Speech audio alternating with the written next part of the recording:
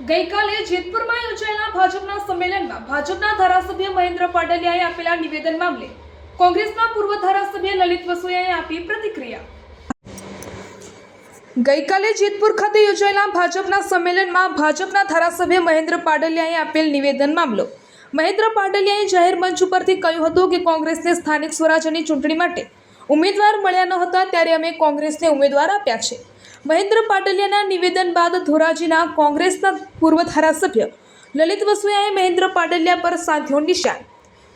વસોયાએ મહેન્દ્ર પાટલિયાને માનસિક અસ્થિર ગણાવ્યા। મહેન્દ્ર પાટલિયાએ આડકતરી રીતે ભાજપ સાથે ગદ્દારી કરી હોય એવું લાગી રહ્યું છે।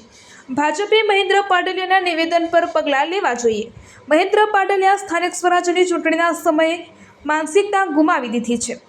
ભાજપે કોંગ્રેસને નહીં પરંતુ આમ આદમી પાર્ટીને ઉમેદવારો આપ્યા છે। ગત નગરપાલિકાની ચૂંટણીમાં ભાજપને પૂરતા ઉમેદવારો ધોરાજીમાં મળ્યા ન હતા। મહેન્દ્ર પાટલિયાથી સ્થાનિક અને ગ્રામ્ય વિસ્તારમાં કાર્યકરો નારાજ છે। મતદારોનું ધ્યાન ભટકાવવા માટે મહેન્દ્ર પાટલિયા વાહિયાત નિવેદનો કરે છે। રિપોર્ટર અરસીભાઈ આહિર, ઉપલેટા।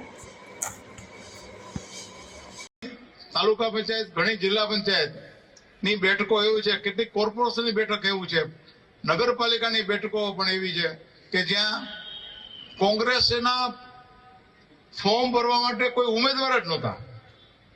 તો એ આપણે આનંદ થશે કે ઉમેદવારો આપણે આપ્યા કે ભાઈ તમારું ખરાબ લાગે તો આ ઉમેદવાર છે આનું ભરાવી દો। ગઈકાલે જેતપુરની અંદર ભારતીય જનતા પાર્ટીના એક કાર્યક્રમમાં ધોરાજીના ધારાસભ્ય મહેન્દ્રભાઈ પાટલિયા જે રાજકીય રીતે બફાટ કરે છે કે કોંગ્રેસ પાર્ટીને ક્યાંય ઉમેદવારો મળતા નથી, કોંગ્રેસ પાર્ટીની આબરૂ સાચવવા માટે અમે ઉમેદવારો આપી છીએ, એ નિવેદન બાબતે મારે કહેવું છે કે ધોરાજી ઉપલેટા ભારતીય જનતા પાર્ટીના કાર્યકર્તાઓ અને આગેવાનો એમ કહી રહ્યા છે કે અમારા ધારાસભ્યની માનસિક સ્થિતિ બરાબર નથી, માનસિક રીતે અસ્વસ્થ છે, એને શું બોલવું, ક્યારે શું બોલવું એની પણ ભાન નથી, કાર્યકર્તા કે આગેવાનોના નામ પણ ભૂલી જાય છે। ત્યારે મહેન્દ્ર પાટલિયા કોંગ્રેસની ચિંતા કરી અને કોંગ્રેસને ઉમેદવારો આપવાની જ્યારે વાત કરી રહ્યા છે ત્યારે મારે કહેવું છે કે મહેન્દ્રભાઈ, તમે તમારા ભાણા ઉપરથી માખી ઉડાડો।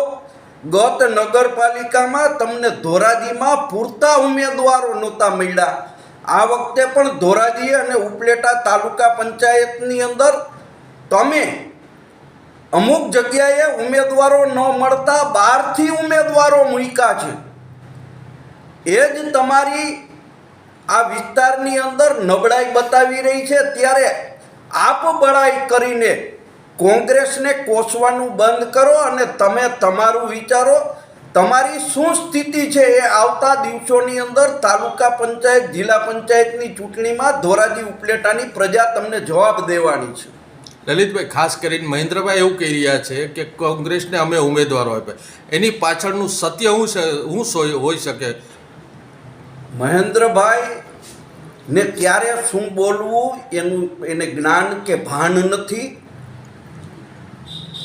એટલે આવા નિવેદનો કરે છે। અને મહેન્દ્રભાઈએ કોંગ્રેસની ચિંતા કે કોંગ્રેસની આબરૂ બચાવવા માટે આ કરવાની જરૂર નથી, કારણ કે પ્રજા એને આ વખતે સ્પષ્ટ જવાબ આપવાની છે। શું કહેશો લલિતભાઈ, એક ધ્યાન ભટકાવવાનો પ્રયાસ હોઈ શકે? મહેન્દ્રભાઈ કે ભારતીય જનતા પાર્ટીના લોકોનું ધ્યાન બીજે ભટકાવવા માટે આવા વાહિયાત નિવેદનો કરી રહ્યા છે।